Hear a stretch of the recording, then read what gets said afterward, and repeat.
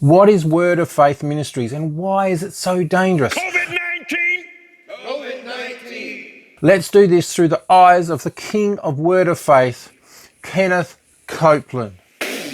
I blow the wind of God. The wind of God. Would you follow his wind of faith? Did I just say wind?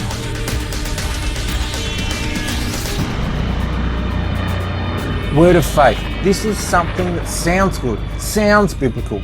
Kenneth Copeland teaches that we, like God, have the ability to speak reality into existence when we speak in faith.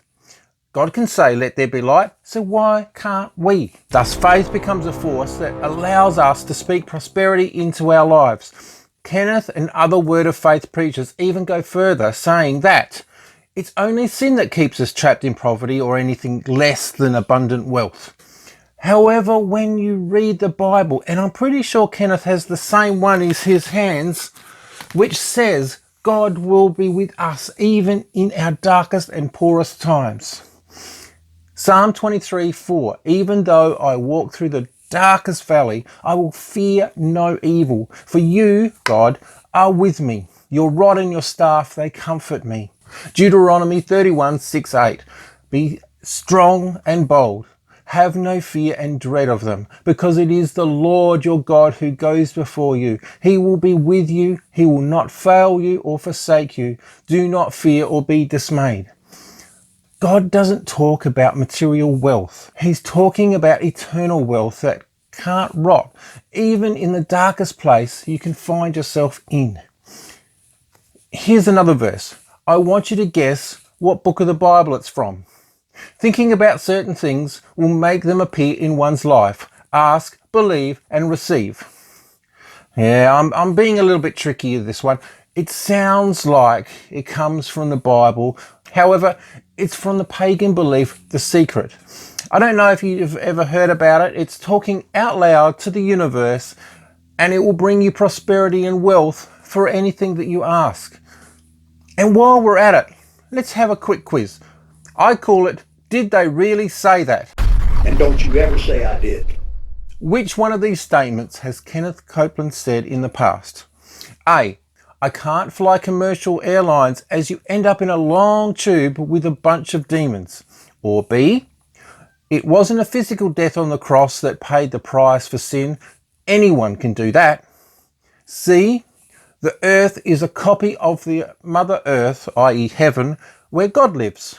Or D, Adam's sins empowered Satan to evict God from earth. God's on the outside looking in. He doesn't have any legal entry into the earth. A thing don't belong to him. Now I'm being a little bit tricky here. As a lot of you have already guessed, Kenneth Copeland has said all four of these statements.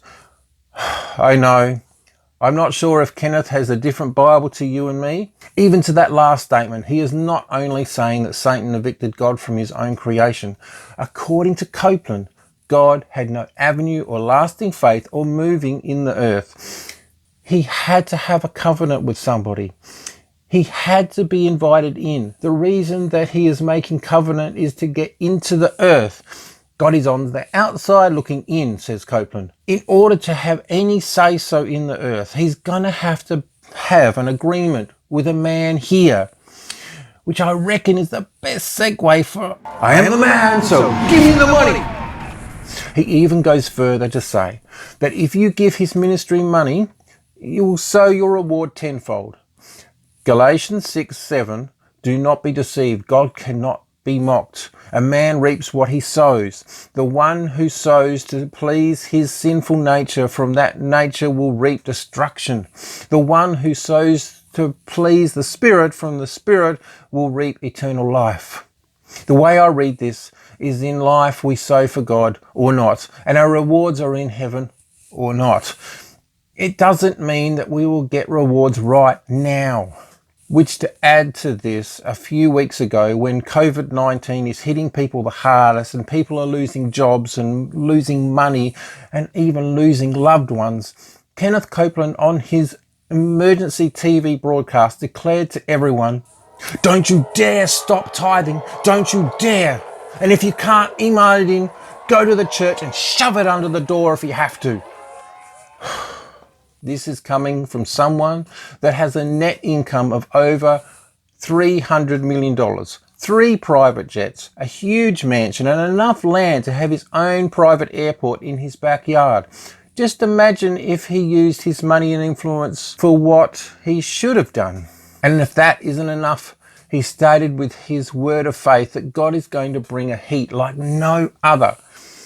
He talks about Texas muggy heat as they are coming into their summer, and that heat will destroy COVID-19. We don't kill this deed. It's dead. Hallelujah. Just an old, muggy, high-pressure system just supernaturally move in over this place and just cook it. Just cook this place. All over this nation, and as I said, any place else in the world where it is needed. Just old muggy heat. Which might seem fine for Texas, but where I sit on the other side of the planet, we're going into winter. So that's not going to work.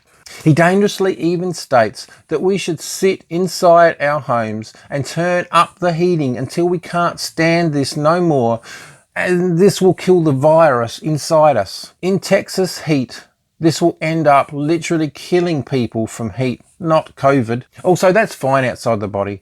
Say some corona on a fence or something, but inside the human body is heat and moisture. In the body, the virus would love this. Even if this would work, it's killing the virus with human means when God has no limits to what he can do.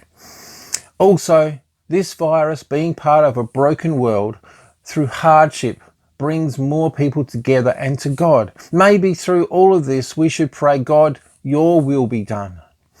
I think the main problem with Word of Faith movement is not just sounding like you are writing the 2nd chapter to the book of The Secret.